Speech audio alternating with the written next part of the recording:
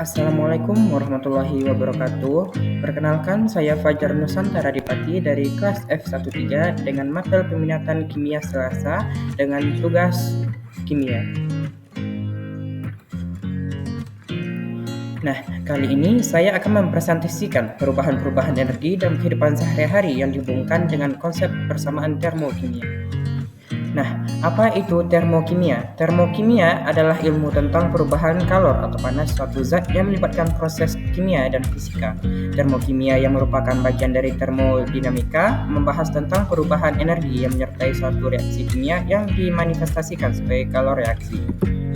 Partikel-partikel penyusun zat selalu bergerak konstan sehingga zat memiliki energi kinetik. Energi kinetik rata-rata suatu objek berbanding lurus dengan temperatur absolutnya. Nah, selanjutnya apa itu energi? Energi adalah kemampuan untuk melakukan kerja atau menghasilkan perubahan. Energi dapat berubah dari satu bentuk ke bentuk lainnya. Misalnya dari energi listrik menjadi energi cahaya atau energi kimia menjadi energi panas. Perubahan energi ini sering terjadi dalam kehidupan sehari-hari, baik secara alami maupun buatan. Nah, berikutnya kita akan membahas contoh-contoh dari perubahan energi yang terkait dengan termokimia yang didasari dalam kehidupan sehari-hari. Yang pertama itu ada pembakaran kayu bakar. Pembakaran kayu bakar adalah reaksi kimia yang menghasilkan panas dan energi. Persamaan termokimia pembakaran kayu bakar adalah sebagai berikut. C6H10O5 ditambah dengan 6O2 menghasilkan 6CO2 ditambah 5H2O ditambah panas. Dalam reaksi ini, kayu bereaksi dengan oksigen dari udara untuk menghasilkan karbon dioksida, air, dan panas. Reaksi ini termasuk dalam kategori reaksi eksotermik karena menghasilkan panas dan nilai delta H lebih kecil daripada 0. Persamaan termokimia ini dapat digunakan untuk menghitung jumlah panas yang dihasilkan selama. Contoh berikutnya itu ada pembakaran bahan bakar. Ketika kita menggunakan kendaraan atau masak di dapur, terjadi proses pembakaran yang menghasilkan energi panas. Proses ini merupakan reaksi termokimia di mana bahan bakar seperti bensin atau gas bertemu dengan oksigen dan menghasilkan panas serta gas buangan. Dan memiliki persamaan reaksi C8H18 ditambah 25/2 oksigen menghasilkan 8CO2 ditambah 9H2O dengan delta H minus 5471 kJ per mol. Jenis reaksi itu eksotermik. Nah, contoh berikutnya ada pemanasan air. Ketika kita memanaskan air untuk mandi atau memasak, terjadilah perubahan energi dalam yang berkaitan dengan termokimia. Air menyerap panas dari sumber panas seperti kompor atau pemanas air listrik, dan energi panas ini digunakan untuk meningkatkan suhu air. Persamaan reaksi H2 dalam cairan menghasilkan H2O dalam bentuk gas dengan delta H 44 kJ per mol dan jenis reaksi endotherm. Nah, berikutnya ada pemanasan makanan. Ketika kita memasak makanan di atas kompor atau dalam oven, terjadi perubahan energi dalam yang berkaitan dengan termokimia. Panas dari sumber digunakan untuk memasak makanan, mengubah struktur dan komposisi kimia makanan tersebut. Dengan persamaan reaksi C6H12O6 ditambah 6O2 menjadi 6CO2 ditambah 6H2O dengan delta H minus 2800 kJ per mol dengan jenis reaksi eksoterm. Berikutnya ada pendinginan makanan ataupun minuman. Ketika kita menyimpan makanan di dalam lemari es atau kulkas, terjadilah perubahan energi dalam yang berkaitan dengan termokimia. Panas dalam makanan diserap oleh sistem pendingin sehingga suhu makanan menurun dan makanan tetap segar lebih lama. Dengan persamaan reaksi NH3 ditambah H2O menjadi NH4OH.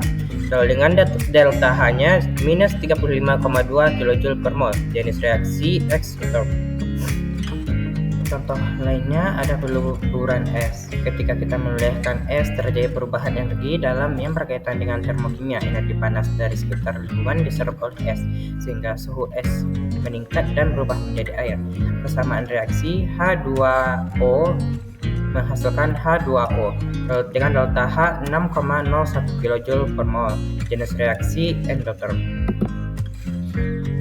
Contoh berikutnya ada penguapan air. Ketika air menguap, energi panas dari sekitar lingkungan diserap oleh air sehingga suhu air meningkat dan berubah menjadi uap air. Dengan persamaan reaksi H2O dalam larutan menjadi H2O dalam bentuk gas dengan delta H 44,01 kJ per mol. Jenis reaksinya adalah endotherm. Berikutnya ada reaksi kimia dalam baterai. Ketika kita menggunakan baterai untuk menghidupkan peralatan elektronik, baterai menghasilkan energi listrik. Proses ini juga melibatkan perubahan energi dalam yang berkaitan dengan termokimia.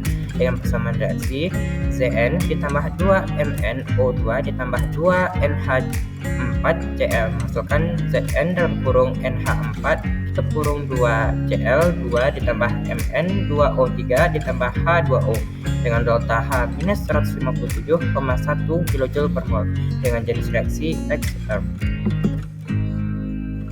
Nah, contoh berikutnya reaksi kimia dalam tubuh. Proses-proses yang terjadi dalam tubuh kita seperti pencernaan makanan atau respirasi sel juga melibatkan perubahan energi dalam yang berkaitan dengan termokimia.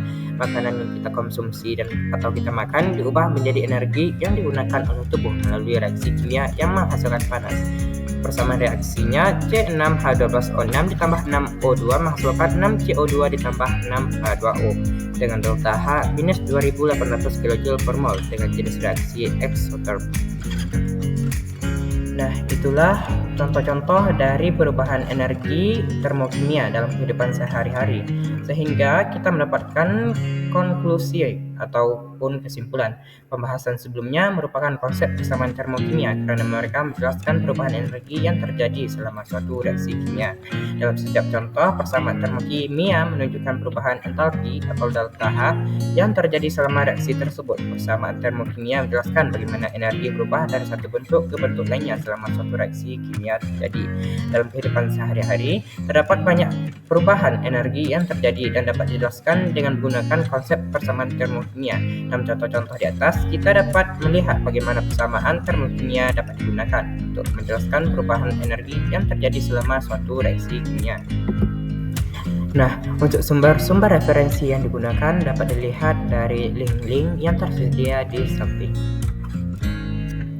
Demikianlah presentasi dari saya. Mohon maaf jika ada kesalahan. Terima kasih. Assalamualaikum warahmatullahi wabarakatuh.